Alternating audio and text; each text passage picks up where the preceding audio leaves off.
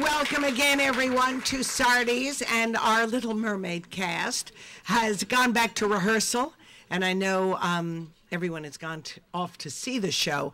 Later on tonight, the show is opening in December, but a tour de force performance, and I know some of you, when Chaz Palminteri walked into the room, a great actor, a playwright, a performer in his one-man show, A Bronx Tale, an Academy Award nominated actor. I talked to Chaz, which you may remember, when A Guide to Recognizing Your Saint came out. Right. And this show, Chaz, who doesn't even look exhausted, plays 18 roles that depict his childhood in the Bronx. And you're going to meet them. You know, it's a miracle. When you see a one-man show, you don't often have the thrill of forgetting that it's one man. All of a sudden, you're in a world populated by a whole street gang. And that's the magic that he weaves almost every night at the theater. And the show, by the way, is only running through February 10th. So we're going to tell you how you can get tickets. Telecharge.com or 212-239-6200. So congratulations. Well, thanks very much, Joan. Thank you. I appreciate that. And I'm very excited for you. Thank you. That you did this. And this was interesting that you decided after it became an enormously successful movie, after it was an enormously successful performance that you had done, and then it ultimately became a film. Right. This is the original play that I did that everyone saw in Hollywood and New York, and everybody was bidding on at the time, and then Robert De Niro saw it, and he was the one willing to say, because the big studios wanted to put a star in the role, and I refused. I said, no, I play Sonny and I write the screenplay.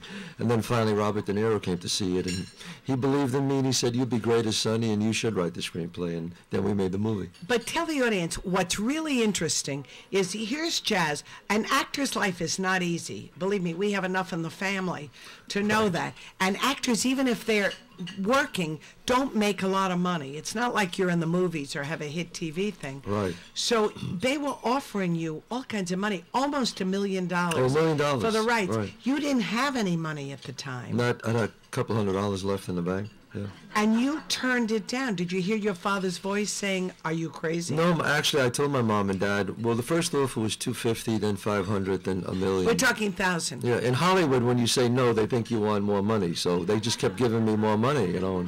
And I kept saying, no, I really mean no. I have to play the part, you know. But I told my parents, and, you know, my mom and dad, they always believed in me, and they said, you do what you want, don't worry, we're fine, you know, because I wanted to help them out, you know. And but they stuck by me, and they said, don't worry about it. Then I was blessed that Robert De Niro saw it, and he said, look, I think you'd be great. You know, if you just believe in yourself, you believe in the divine power up there. And I just said, I know what's going to happen, and it happened.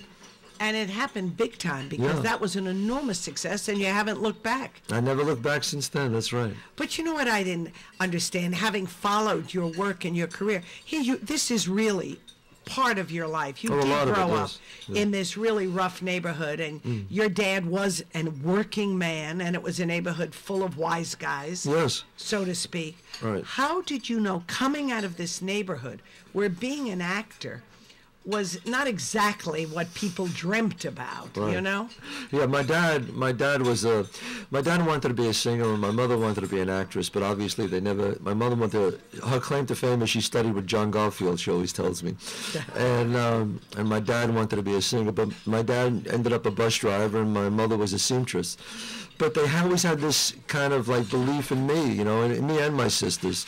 And my father wrote on a card, the saddest thing in life is wasted talent, when I was 9 years old, and he put it in my room. And he said, the saddest thing, don't ever waste your talent if you have any. I know you do. So I never forgot that. And finally, I kept that card with me all my life. And then in 1988, when I was at the lowest point as an actor, I got fired as a doorman. I ran out of money, so I was working as a doorman, and I didn't explain why they fired you, because that's a good story. Oh well, yeah, well, I was working there, and all of a sudden there was this gentleman who came in, and he was really being very obnoxious to me. And he looked strange. And he looked strange. He had these big glasses, and he was bald, and he was a short little guy, and he started yelling at me, "You can't make me wait. I don't want to wait." And finally I made him wait because he was very nasty to me. And he goes, "This is my party. You're going to be fired." And I said, "Sure, get online." Everybody says that to me. You know, and then 15 minutes later I realized when the owner comes out, it was Swifty Lazar. And he got fired. And I got fired, so he was right. So I went home and I sat in my apartment in North Hollywood, and I was about to come home. I was almost going to kind of give up there, and then finally I saw my father's card, and it said, "The saddest thing in life is wasted talent." There I still had it after all those years, and I said, "You know what? If they won't give me a great part, then I'll write one myself."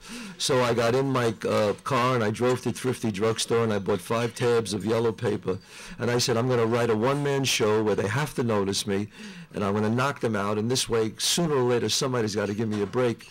And what I thought about this killing that I saw when I was 9 years old. And that's a true story. Yes. Have a lot of you seen A Bronx Tale yet? Right. Oh, thank you.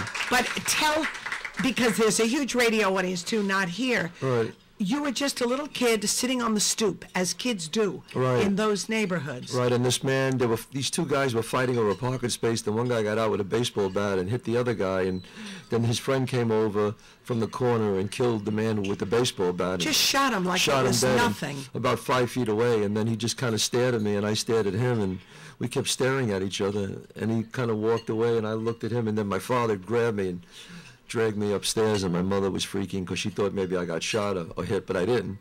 And I never forgot that. And then following that, each day... Was it true that the police came? Yes, the police and wanted came. you to identify the murderer? Well, and the truth was, when the police did come and they came upstairs, I never went down. But you never went to I never went down. No, in the play I embellish it as a writer that I went down. But the truth was, when they knocked on the door, my father said, "He don't know nothing, and he ain't going down."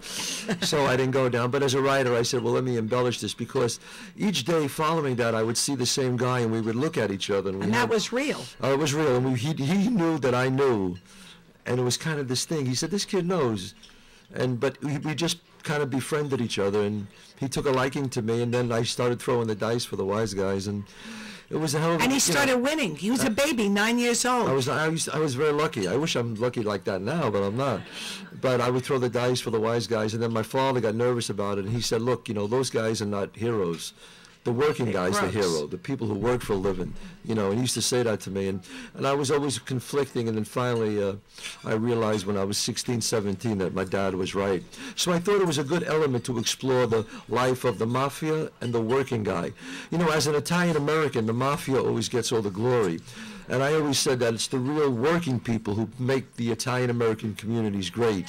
You know what I mean? And so, thank you.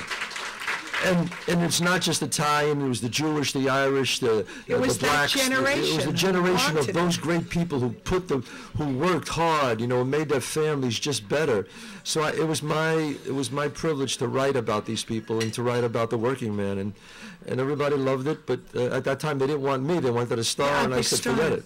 Well, we're going to hear more of that. One of my favorite things is in the play, and I don't know if this is real or not, but Chaz is attracted to a girl in his high school, right. And she happens to be an African-American kid, which is almost unheard of. Well, that is real, yeah.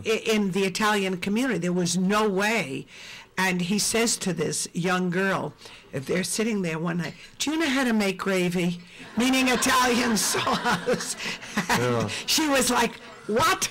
But we'll take a break. We're broadcasting from Sardi, celebrating A Bronx Tale at the Walter Kerr Theater.